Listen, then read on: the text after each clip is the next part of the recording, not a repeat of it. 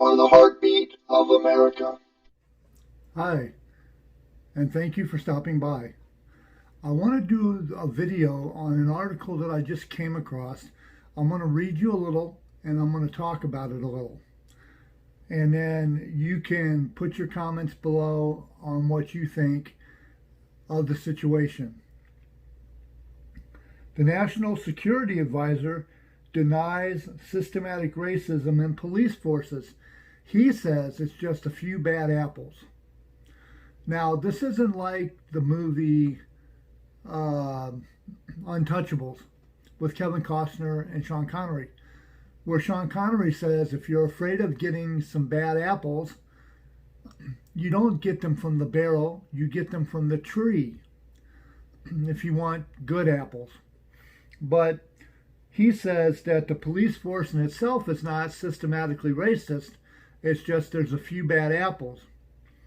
Well, when you have a police force that backs up police when they do bad things and the police do not get into trouble, they are, in a sense, condoning what the bad cops are doing.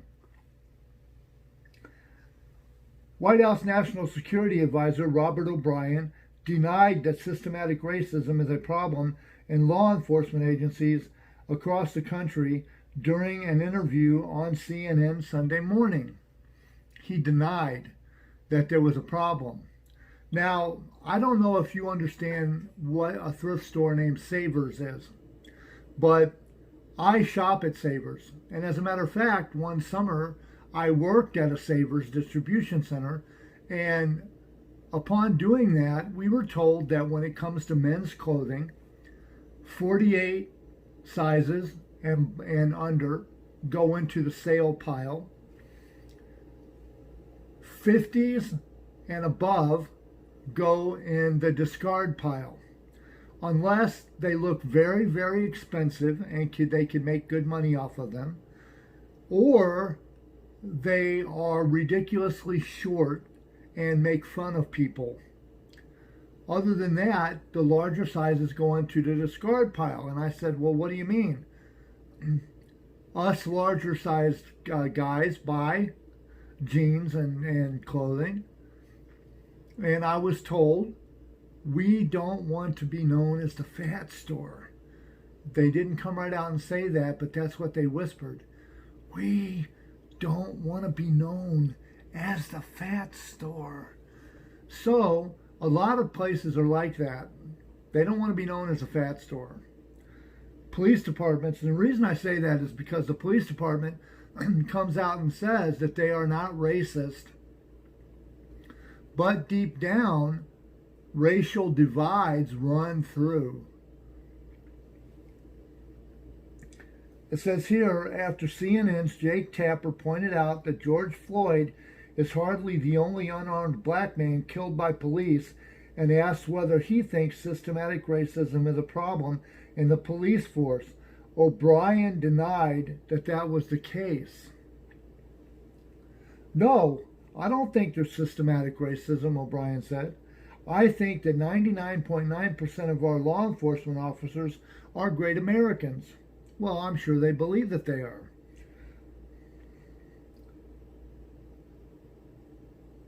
I believe that they are great Americans, and many of them are African American, Hispanic, and Asian. They're working in the toughest neighborhoods. They've got the hardest jobs to do in this country. Now, in his defense, I am going to say that there's a lot of knuckleheads that are out on the street. There's a lot of good ones, a lot of good people, a lot of good citizens. There are a lot of good citizens on the street, but there's also a lot of knuckleheads that just like to create trouble. Maybe they can't help it. Maybe that's just the way they were born. Maybe a few screws got loose whenever they were growing up. Whatever the case may be, not everybody is going to be from Mayberry. Not everybody's going to be next door to Leave It to Beaver or Beaver Cleaver. O'Brien went on to praise law enforcement for being amazing, great Americans before arguing that there are some bad apples in there. Yes, you have bad apples in there, but whenever you don't get the bad apples out, it will eventually, and I know this for a fact because I've done this before. I had a bag of potatoes that I had sitting on my counter in a basket, and I forgot that they were sitting there. A couple of weeks went by, and some of the potatoes had gone bad. So I tossed out the bad potatoes. Now, if I had not tossed them out and just left them sitting there, eventually all of the potatoes would have rotted and it would have started to stink to high heaven. But I managed to get the bad ones out, clear up the good ones, take all the eyes that were growing in the potatoes out. I was able to clean them up, and then I was able to use them for a potato soup. But when you have a few bad apples that are allowed to remain in the basket, they will corrupt the whole basket. There are some bad cops that are racist. There are cops that maybe don't have the training, the right training, O'Brien said. There are some that are just bad cops and they need to be rooted out because there's a few bad apples that are giving law enforcement a terrible name. Well, when you've got police that are taught that you don't go against the thin blue line, that you do not go against your brother in blue, and you've got police unions that are backing up the cops, not everybody can be a police force like the TV show Blue Bloods. I wish it could. I wish every police department in America was as upstanding and as good as Blue Bloods. I wish every commissioner could be like Commissioner Reagan. I wish it. I wish it. I wish it. I wish it. I watched that show and it saddens my heart. It saddens my heart to think that America cannot be as good as a TV show. When you want to find justice, you have to tune in Thursday nights at 9 o'clock. O'Brien then added that there's no doubt there's some racist cops before he reiterated that he thinks they're the minority. Minority or not, it doesn't matter. If they're on the police force, they need to get taken away. They need to get let go. You need to make a stand and say, look, we're not going to take it. Of course, there's bad people out there, and you've got to do some tough things to get those bad people off the streets. I get it. I do. But rules and regulations are put in place for a reason. He also said, I think they're the few bad apples and we need to root them out. Before toting that he's proud law enforcement professionals are handling nationwide unrest over the mistreatment of African Americans with restraint. That's a tough one because, look, I'm going to be honest with you here, and I'm going to just state it plain. In the beginning, yes, it might have been a thing. African Americans or Africans at that time, Africans were used as slaves because they put up with anything, they dealt with anything, and they just became okay with anything. I'm not saying it's their fault. No, it is not their fault. It is our fault. It is our fault for bringing slaves to America. America is not the only country that had slaves, but we're in America, so let's deal with America. I'm Native American and half Jewish. I'm half Native American and half Jewish. I don't know for sure what's on with my family's tree. I don't know what's up there. There could be some crab apples up there. I don't know. But I know that America as a whole, we brought slaves to America. It was considered the normal thing to do back then. There were some people that believed that slavery was wrong, and although they had black folks on their farm or wherever working for them, they did not treat them like slaves, but that was the few and far and in between. Most of the slaves were treated like slaves. You were property. You weren't special. You were just like a piece of farm equipment. They bought you, They worked you until they couldn't work you anymore. Then they got rid of you. Now, slavery was ended. On paper, it was ended. There's a lot of people in their minds, they think blacks are nothing more than just slaves. And that's not right. They are citizens, same as Asians that live here that are legal citizens. We have citizens, American citizens. It doesn't matter who you are, it doesn't matter what you look like, it doesn't matter where you came from, although it does in a way kind of matter because medical, African Americans may have issues in their system, in their history, where they have high blood pressure. Maybe they're more receptive to high blood pressure, or maybe they're more receptive to heart attacks, or maybe Mexicans may have, Mexican Americans may have more susceptible to, like, say, high blood pressure, or whatever it may be. There may be things in your family's history that can determine your health. And for that, yes, I can see splitting America up like that. But if we're in America, we are citizens. It doesn't matter if you're black, you're white, you're Mexican, you're Chinese, whatever. We are American citizens. We are all family. Every one of us. That's the way I see it. We are all family. I don't always get along with everybody. There's some people that I want to get along with that I just can't. And the same thing with me. There's people that want to get along with me, but they just can't. I don't know why.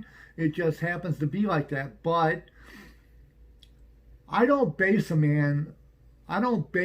my opinions on someone based on how they look.